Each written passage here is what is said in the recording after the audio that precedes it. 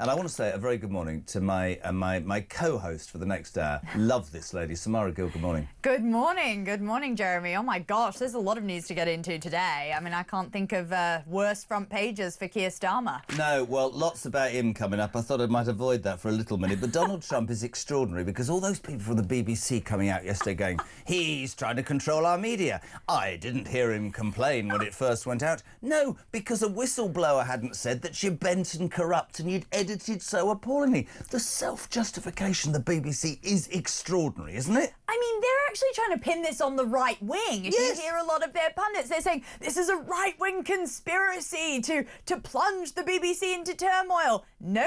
You shot yourself in the foot here, Tim Davie and Deborah Turness and everyone else involved. You know that they're desperate when they start to basically become conspiracy theorists when it comes to what's actually going on there. The dossier was staggering. The fact that they completely ignored this Trump thing for 6 months. This has been sitting on their desk for 6 months. This isn't yesterday's news. This is actually something that had been going on for a long time. So their incompetency to actually manage such a behemoth organisation has just risen because of Trump shining a light on it. I think he should sue them all the way to the hilt. I don't care that maybe the taxpayer will have to foot the bill. I think the BBC will have to. They get £5.39 billion pounds a year in It can come out of their budget. For me, it's extraordinary. I want to play. This is Tim Davie, who has had to resign. And I keep going back to it, Samara, right? We're talking just about Trump. He's become the focal point. This core of this corporation has been rotten for as long as I can remember. And a lot of people, you're quite right, have come out. Lisa Nandy overnight, the culture secretary. The light on the hill is the BBC. The light on the hill, Lisa Nandy. What a load of what are you talking about? The fact is, tell me why you haven't pursued Hugh Edwards' pension that I, as a licence fee payer, am still paying a paedophile to walk around the United Kingdom. Explain to me how you can pay a Hamas official's son to voice a documentary on the state broadcaster of the United Kingdom, right, that is fervently anti-Israeli. Explain to me all this stuff, that 2 of their reports a week, I read yesterday, on Gaza had to be changed because of bias. And you see Turness and you see these people going, no, we are a fantastic example, backed up by these self-perpetuating people. Tim Davie yesterday, on the back of resigning, I think he should have resigned when he wore trainers with his suit. But anyway, this is him. He says that the BBC is the very best of our society. We are screwed, aren't we? Have a watch. We are a unique and precious organisation. And I see the free press, I see the weapon under pressure, I see the weaponisation. I think we've got to fight for our journalism. I'm really proud of our work, and the amazing work locally, globally that we're doing is utterly precious. We have made some mistakes that have cost us, but we need to fight for that. And I'm fiercely proud of that. And don't let anyone stop you thinking that we are doing a fantastic job. Sorry, utterly proud of the mistakes that he's made? Or precious would be a great word. Yes, you're so precious you can't see the mistakes you've made for yourselves. Look, someone bring in the men with white coats and take him away because he's giving sort of mentally incompetent in that. I don't even know why he's out there sort of defending what, as you said, is rotten to the core. We know that for a fact. I mean, this is a man who was actually at Glastonbury, probably enjoying allegedly, but a drink or two while Bob Villain was out there shouting death to the IDF. You knew, by the way, do you know this is a really important point? Tim Davie was informed by people inside the BBC he was at Glastonbury, he could have pulled it, and he allowed that to continue being streamed, I think on iPlayer, for 5 hours. Samara. Correct. Fact. It's appalling. Yeah, exactly. This is a man who really did preside over a real calamitous time for the BBC, and just now he's having to actually face accountability. But it shows when he says we are the very best of our society, it shows the rotten echo chamber that they all exist in the BBC. That place needs to be cleaned out top to bottom of this horrible ideology that they exist on. It's sort of, Gaza good, Israel bad. This very sort of Orwellian chamber that they live in, where they do think that they're doing the right thing. I mean, you can see nature is healing a little bit. Just yesterday, they did actually call biological women instead. Sorry? Yeah, instead of actually when they were addressing the trans conglomerate, they did address them as their actual biological sex, which I I'm thought, old. wow. Listen, you're young, you're the future, I'm the past. I'm rather with Trump on this. There's a man or there's a woman. Whoa. No? That's controversial. That's very controversial. Apparently, if you were at the BBC, that wouldn't watch. That's probably why I never will be. There we go. What do you think about this whole BBC thing? I'm going to talk about benefits in a sec. But 0344 499 1000, text to 87222. Trump doubling down on the fact that he is going to sue the BBC for £1 billion, and still their heads are permanently up their backsides, if you want me to be honest. They're still justifying their existence. I think it's a seminal moment. Let's get to the front page of The Times and many others today. Samara, 1 million more people on benefits with, and this is frightening to me, no need to seek work. I said at the beginning of the show, and I'll say it to you, I've always supported, I don't know about Australia, but I've always supported a system that says if you're down on your luck and you've tried everything, we'll help you. But it's become a career choice. 4 million people in this country are getting money and there is no pressure on them to work. I do not understand how that is sustainable financially, but morally that doesn't help people who are sat on their backsides, does it? Well, exactly. And you get, this has all happened under Starmer, this 1 million more. So you can see that his policies absolutely are not working.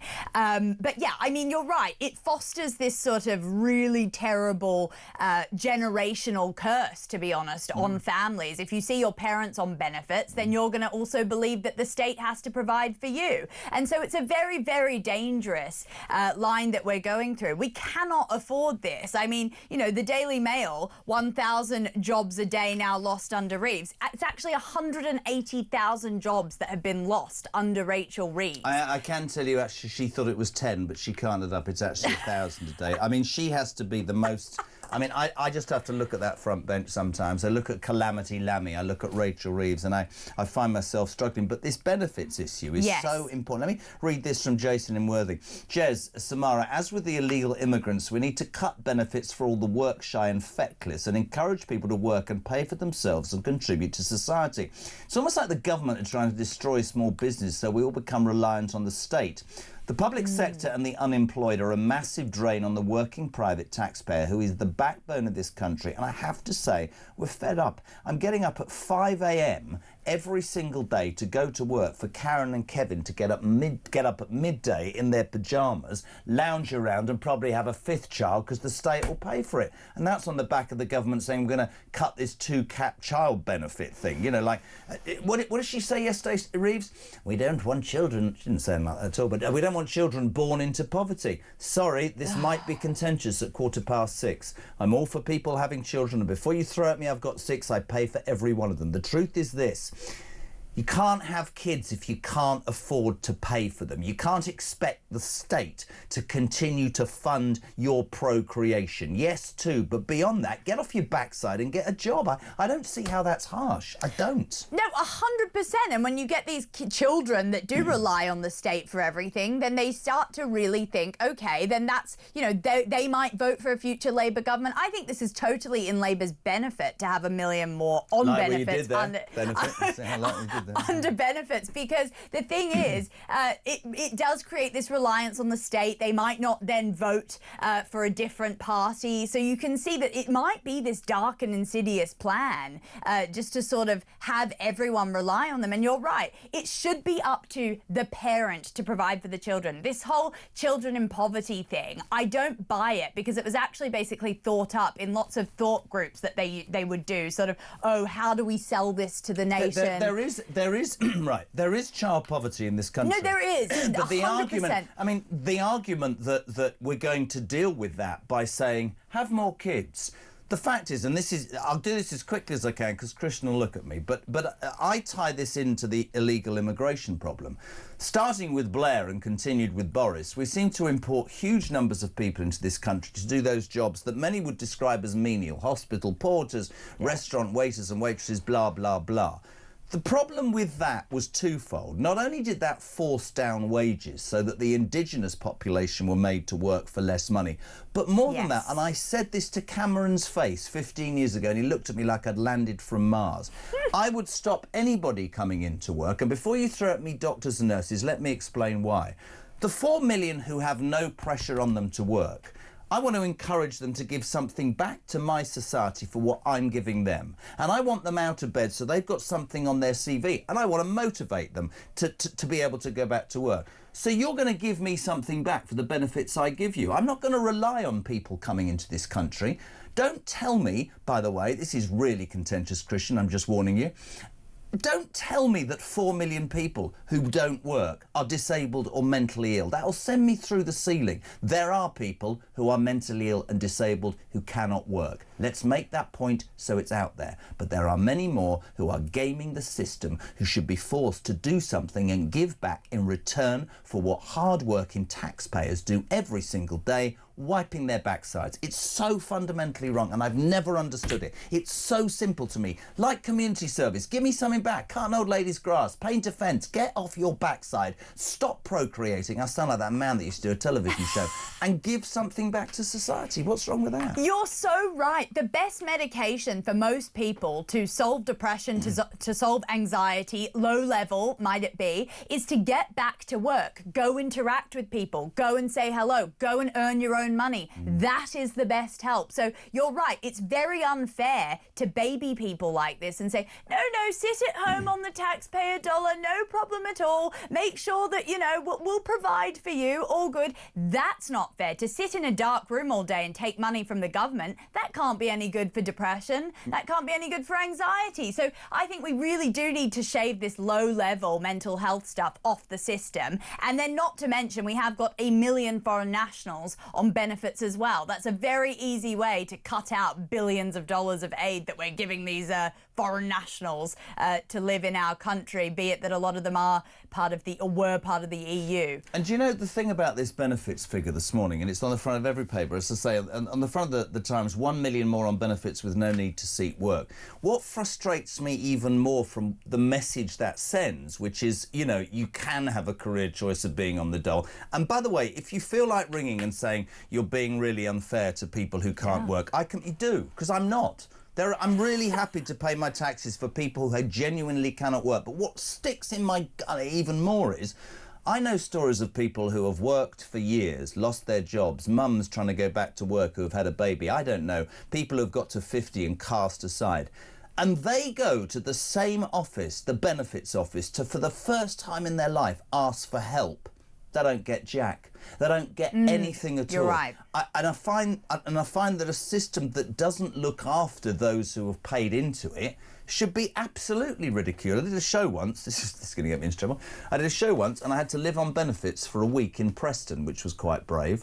And I promise you, I'm stood at 7 o'clock the first morning in a street with a microphone and a camera crew, right? And I had to live off 26 quid. Are you sure the microphone and camera crew was there? No, this is absolutely true. And I look behind me and I've got about 15 houses either side. All the curtains are closed, genuinely, 7 o'clock in the morning. Yeah. I'd say 90% of them had a Sky satellite dish outside. Oh, yeah. And about half of them had a brand new mobility car. And I'm just saying, if in this country we're saying, don't bother working, we're finished, aren't we? Work is what it's all about. Completely. And this is on the edge of Rachel Reeves actually raising our taxes for the working people, the people who do go out to work. They are getting their taxes raised because she can't actually make proper reforms to say, no, we shouldn't be, you know, putting all these people on benefits. I haven't actually seen a policy from her to try and shave down all these costs. It is very concerning. And you know what? It says that it's jumped up by over 50%. I think that's a crisis. I think that's a massive crisis. And yes, I mean, you're right. A lot of these claimants, and I do invite anyone to call in and say if that's not the case for you. I know there are a lot of people who genuinely do need benefits, those who are severely disabled, those who have severe mental health issues, a lot of our listeners out there. But you know what? They're not being put an advantage when we're having people that are genuinely, as you said, treating benefits like a lifestyle choice. Quite right, too. 6:22, that's the start for you. Wednesday morning on Morning Glory, myself and Samara Gill. What do you want to talk about? You're waking up to the news that 1 million more people are on benefits. That's 4 million in total.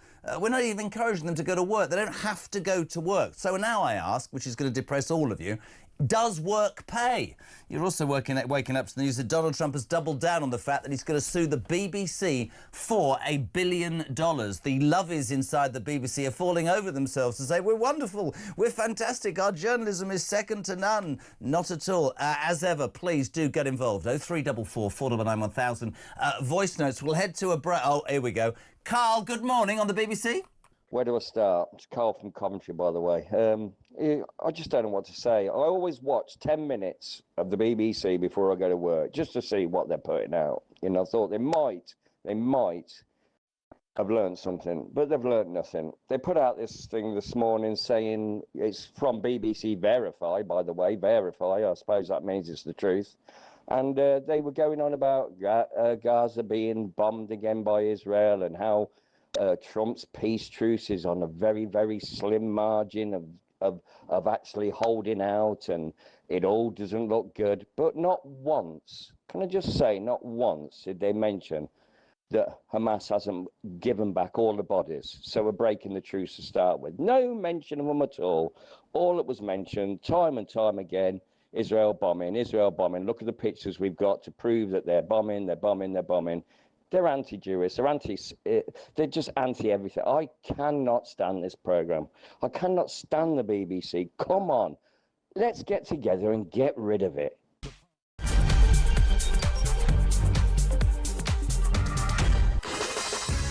Welcome back, it's Morning Glory. It's Wednesday, the 12th of November. Myself and Samara Gill here on the show, welcoming your involvement. Thank you very much, Steve, for tuning in. If you do want to be part of the debate, as ever, 0344 499 1000. Can I just take a tick? Yesterday, of course, Armistice Day, and we spent a good amount of time, quite rightly, talking about how actually Remembrance Sunday had been a lot better attended, I felt, this year across the country, and the importance of what our forefathers and foremothers did cannot be over-exaggerated, certainly in the world that we live in. And we had Jason on, who had been affected by being a soldier, had suffered from PTSD and addiction, and the Royal British Legion had turned his life around, and he's doing a big sponsored walk.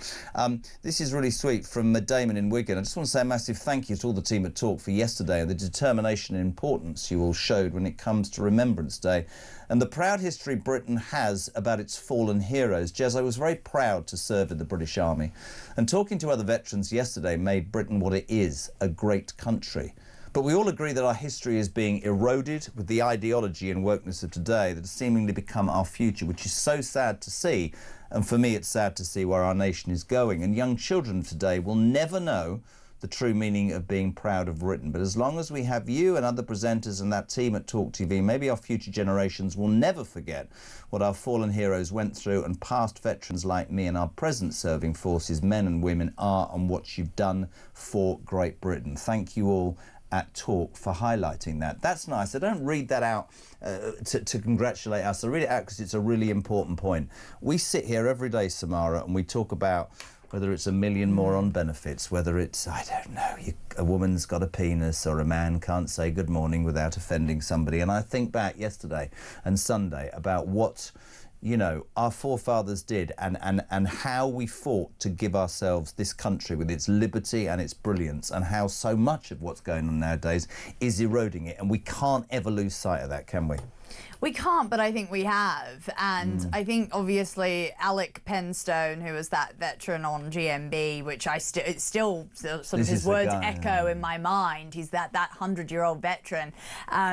What he said was so true, that we have lost our way as a nation, and the fact that he isn't proud of what he fought for. I mean, at least, you know, every November the 11th, we can actually be a bit grounded and not take for granted what our forefathers fought for. And I think that's really important, especially right now when our country is genuinely unrecognisable. And so, yeah, I mean, Australia, Britain, we all fought for this freedom that now, I mean, really, the younger generation. She says. How old are you?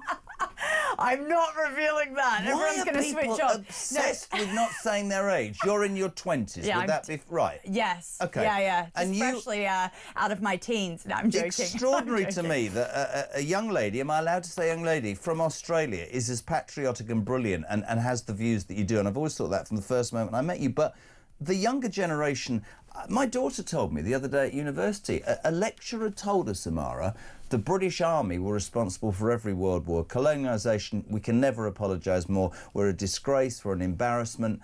We abolished slavery. We did an awful lot of good. I know there were mistakes made, and I don't mean to sound like the BBC, but the stuff that went on, we now live in an environment where people want to trash everything with the past, pull down statues. I will forever shout about how great it was in the past. Now, it won't surprise many of you at 6:30 in the morning that we're going to move on to this hapless Labour government. Shall we start with David Lammy or Keir Starmer? Who would you prefer to start with? Oh, God, you go on. I mean, there's a... Calamity Lammy. Calamity Lammy has confirmed overnight, ladies and gentlemen. This is David Lammy, the Deputy Prime Minister, who went on Mastermind and got 3 out of 100. He's confirmed that 91 prisoners were released by mistake in the past year, with at least 3 still at large, including an Albanian drug dealer who's been on the run for more than a year. The Justice Secretary was accused of endangering the public by his shadow, Robert Jenrick from the Tory party, who'll be on the show later. And it is extraordinary that this guy he's a prime example of how appalling the Labour front bench is. We've got a clip of him. Here he is, the Deputy Prime Minister. This will make you feel he can achieve anything in life. Have a listen, have a watch. We understand that there are 3 mistakenly released prisoners currently lawfully at large. Their prison records show none of these are convicted sex offenders.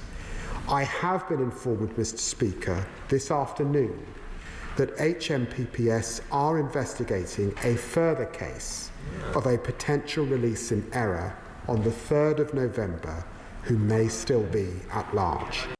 Potential release. Either he's in the nick or he's on the bleeding run. What does that mean? Sorry, yeah, exactly. What does that mean? Also, the way that he goes, I can confirm that none of them are sex offenders. Great, but what else might they be? Murderers? Fraudsters? The good thing is they're not sex offenders. I mean, you've already let a couple out under your watch, Lammy. So were you just meant to say, oh, it's fine, they're not a sex offender, they're fine out on the street? I mean, the incompetence is off the scale. And every time he gets up to that dispatch box, he reveals himself to be more and more of this sort of gremlin who's climbed his way to the top. Gremlin. He is. I mean, Jenrick absolutely did own him yesterday. I'm glad that Jenrick's now coming on the show. Is he taking a couple of calls later as well? Maybe, but Lammy, the Mail's great, page 2. We may have lost another prisoner, but we don't really know. I mean, I watched the Labour Party in opposition, right? I watched the Labour Party in opposition, and they didn't have to say anything, Samara. It was that Ming Vase approach, so hapless with the Tories, so actually the British public could stop listening to the Tories.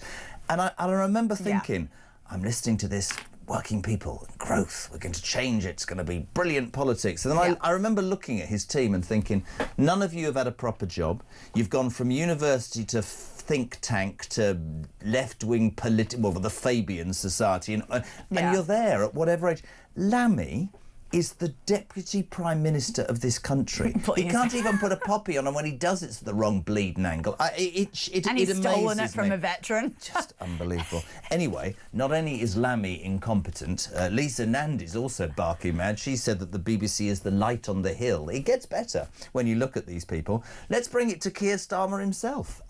There are rumblings and rumours that Keir Starmer is under pressure from his own MPs. Front page of the Times today, Keir Starmer has privately vowed to fight any challenge to his leadership after the budget or next year's local elections. Allies of the Prime Minister, all 3 of them, have told the Times that he will not resign in the event of an attempt to remove him. He will contest any leadership contest. Wes Streeting, the Health Secretary, was forced to issue a denial last night and publicly distance himself from the rumours believed by some in Starmer Starmer's circle that he is the centre of the plot. I mean, the Wes Streeting statement basically said Streeting's not going for Keir Starmer's job at all.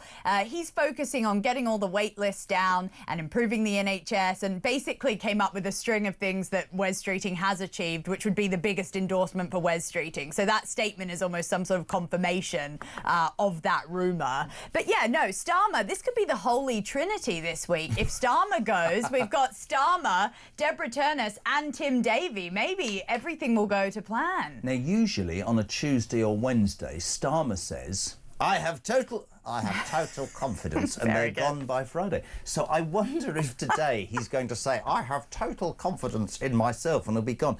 I find it astonishing. If I step back a minute, I step back and I think it is astonishing that a man strode into Downing Street, 16 months ago, the biggest post-war majority of 189 on seats. I remember watching the election, as I just said, and I remember thinking, how do I put this? That in Australia, you'll get this. Your tent is so big and you've invited so many people in that when you get elected, you will spend all your life trying to please all the different facets and you will fall on your backside. I believe that the left wing of the Labour Party now in power once more. I think that's why he can't get the benefits thing through. Yep, the benefits backbench. cut. The two-child cap's going to be forced. I read overnight, by the way, that they're reconsidering paying off the WASPy women. Well, you said you would, and then you said you wouldn't, and now you said you would. I think he's absolutely hamstrung. I think that you should look beyond Wes Streeting. I know Wes. Sadly, I think he's going to be tainted with the Starmer brush. I tell you, I think you should look at Angela Rayner, Lucy Powell and Andy Burnham. I think those three are going to do whatever they can. But yeah, listen, Starmer, who'd have thought 17 months ago he could be out on his ear by Christmas, please God? Yeah, I mean, he's presided over one of the worst governments we've ever seen. I mean, his personal approval rating is minus 45%, which is the lowest. Well, it's the lowest since records began. Oh, right. So he couldn't. This has not. Everyone's saying, "Oh, this has come out of nowhere. This has come out of nowhere." No, no, no. And his office came out last night to try and get ahead of this story. Wes Streeting is actually doing the media rounds today. So let's see what he. Unfortunately, Wes won't come on the show this morning. Oh, interesting. Why wouldn't he do that? I'm going to work on that. The Labour Party always used to come on. It's important to see both sides, if only not to have a laugh at them. But apparently Wes, why don't you come on the show? Jeremy's a very nice guy. I know him. I mean, they're not allowed. I think he's not allowed to. That's what I think is going on here. Well, yeah, you're right. Shall we just play a little clip for you? This will make your Wednesday morning better. Our devoted leader, Sir Keir Starmer, ex-director of public prosecutions, believes that he is presiding over a divided country and can make a massive difference. Morning, Keir. I think the political divide now is between what I call patriotic national renewal, which is what this Labour government is doing, bringing people together, whether it's partnership working here or across the country, finding those points of connection, or, and this is what I fear, the toxic division of Reform and others on the right in politics, where they're tearing our country apart. Some of the rhetoric we're hearing, racist rhetoric, divisive rhetoric, that frankly I thought we'd dealt with decades ago, is returning to politics, and it makes people feel very scared. And we have to stand up to that racism, to that division, and we have to proudly say that to be British is to be concerned for others, is to be reasonable, is to be tolerant and compassionate, and we're proud of that. Right, bringing people together. That's why his own party want him to go. That's why this country is divided. I'm not trying to dominate. It's your ground, but I do loathe all these politicians and these institutions who, if we look at Nigel Farage and Reform, have the audacity to say, this is far right, they're tearing their country apart. No, they're just standing up and saying taxes should be lower, our borders should be controlled, our police should be able to arrest people, old people should be able to sit in their house and not feel that they're going to freeze to death, and the young feckless should get off the streets and go to bloody work. That is not far right. Samara, that was conservative stuff when I was brought up. Well, now it's far right, as you said. I mean, it's clear that he's sort of this rat backed into a corner at this point. You know, when he starts hurling the racist, divisive words out there within interviews, that he really has nothing else to go off. And I think you can see that he's trying sort of to just hurl stuff in the direction of the media, and it's not working, because actually what he's doing is divisive. He's calling basically half of Britain racist and far right with those words. And that's not helping anyone. So he's the one who's created most of this kind of class war, culture war within the country. If you think about how divided this country is to how it was a year ago, that's all happened under Starmer. And I can't think of anyone who's actually vilified the working class man more. I mean, genuinely, he despises his own electorate. He despises the people who voted him in.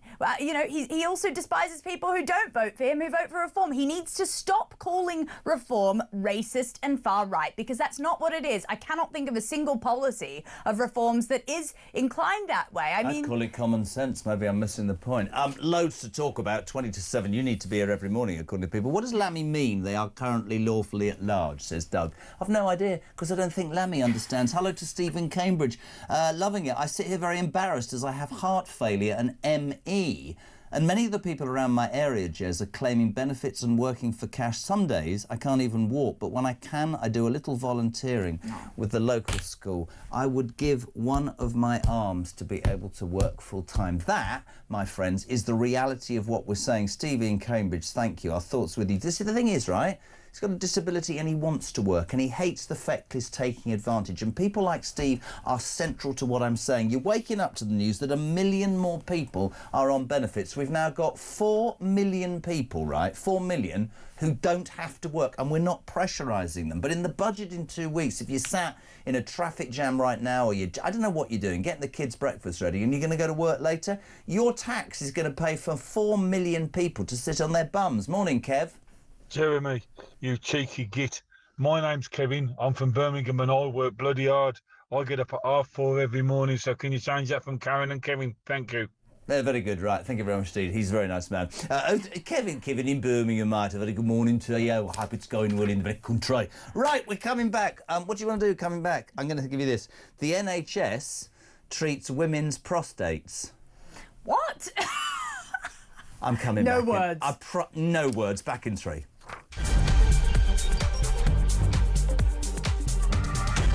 Top man, by the way, Ian Collins, Monday to Friday between 1 and 4, only here on Talk. They have a free speech and conversation where the nation, Samara, the nation comes to talk. The nation. We've upset John in Liverpool. Oh. This is really interesting. We were talking about this off air. Whenever we talk about benefits, and it is the main news story today, 1 million more on benefits, meaning that 4 million people in this country do not need to work to get their money. We both absolutely clarified that there are people with disabilities and mental illness who cannot work, and we are both more than happy to go to work to do that. But it is an absolute lie to say that there aren't people who are now gaming society and the system. John in Liverpool says, it's not about work, it's about making people like you and Samara feel better about themselves. Please stop talking like you two are bloody doctors about mental health. You know nothing. Yeah. I do know nothing about sitting at home while, you know, while paying for other people to go and sit on their ass. I mean, yeah, there are points to be made there. I know people. It's a very touchy subject, this one. I think there are things to look at. I do think that the key problem for us is the foreign nationals on benefits. That is 1 million people that we could get rid of tomorrow if we needed to. We're actually going to disagree, and I'll take John head on. You've missed the point. There are many, many thousands of people with mental health illnesses in this country. When I went through what I went through, I had a breakdown for 3 months, and I never really understood how bad it can be. And I have always said that. There are many millions of, well, thousands of people with disabilities who cannot work. But if you listen, John, to Steve in Cambridge, who said, I've got ME, I've got heart failure, I would give my right arm to work. You have to admit, John, that there are an increasing number of people who are not genuine claimants, who are gaming a system. And I would simply say this, yes, you're right about mental health. I'm not a doctor, but I can tell you this, there's a lot of people who will tell you, John, that sitting at home, as Samara quite rightly put, on your own, suffering like that is not a way forward. Listen, morning, gang. I feel guilt-ridden daily because I receive disability benefit due to physical and mental health. I worked day and night before my life came to a halt. The worst thing I did, though, was to retire. Work is so important to a person, and I so wish I could be part of something again. But I do fear that when, not if, the government crack down on this problem, I'm scared they will attack the wrong people. She's talking reform. Jennifer, listen, I can only say this. I'm not a spokesperson for reform. I think that it's an issue that needs to be confronted head on. I think there needs to be real honesty. You'll see if you listen back to what we've said, we have absolutely this morning said there are many, many genuine claimants. But I think we are all lying to ourselves if we don't say it's high time we do something about 4 million people. Let me put it like this to you, Jennifer, who are taking benefits that people like you and others might have to lose or have lowered. There are people gaming the system, including foreign nationals. It's a fact, isn't it? It's an absolute fact. It really is, and there can't be 1 million people in just 1 year that have had really... It's just a statistical impossibility. Absolutely. And the issue is most of the assessments are now done over the phone, which is just great. So the whole system needs overhaul. Paul Messenger, 4 million is unsustainable. We will go bankrupt and then pay nothing. We are taxed to the hilt already. Something has to be done to deal with this system. Good morning to Helen, who says, another day getting up at 5 a.m, small business sector working 6 or 7 days a week. Someone I know told me it doesn't work to pay. Absolutely nothing wrong with them. They admitted they're just not prepared to have to pay. Everything is too expensive. Let's get the government to do it. Those who are genuinely unwell or have a disability, and as Jez says, I am more than happy to help. I feel that's right. But hearing Robbing Reeves' plans for the budget, I am seriously thinking, what is the point of working? I'm done. She attacks the private sector on a daily basis. Why do I go through this hell? I think that's also a really relevant text. Now, it's 10 to 7, Samara. I'm going to bow to your brilliance. Page 11 of The Sun. You're going to have to help me out, yeah? I don't understand life anymore. Hundreds of transgender NHS patients diagnosed with illnesses that only biological men get were recorded in official figures as women. Analysis by The Sun suggests self-identifying trans patients had their gender noted as female at least 504. Basically, from what I can gather, they're treating women's prostates. Yes, it says another 41 were treated for disorders of male genitals. 2 had priapism, long-lasting painful erections, and 4 had testicular atrophy. I mean, what? Sorry, two women that went to the NHS, I don't mean to put you off your breakfast this morning, had erection problems. Yes. That is the current state of the NHS. People. I don't know what you're talking about. I mean, honestly, what are we... Good morning, everyone. Look, I've actually come over quite flustered. Look, so not only can women now have penises, they can also have erectile dysfunction. Yes, welcome. I mean, we really need to gut the NHS of all this crap because, as Thomas Godfrey has found, we can't be having this. Honestly, we actually can't because we need to have an NHS that abides by biological facts. It's actually a massive problem when we start. That's what you've done when we not so massive for those people. Imagine. When we start recording this stuff, we then get it actually can affect things like research. Yeah. It can affect things like funding.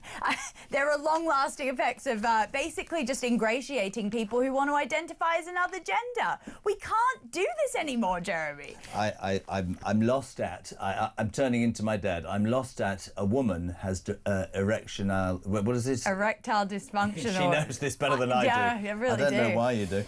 Listen, I want to change subject. You see, I'm slightly red around the gills, Samara Gill. You see what I'm saying? I'm slightly red around the gills. Me too. I don't know what to say because then I'll launch into this. The world's gone mad. As I keep saying, that Ricky Gervais comment is brilliant. He said, "I'm old-fashioned, you know. I remember when women had wombs," and that's the way it is. I just centuries ago. Yes, centuries ago. Now they've got erectile dysfunction. Good morning, you with Morning Glory on Talk, the home of free speech.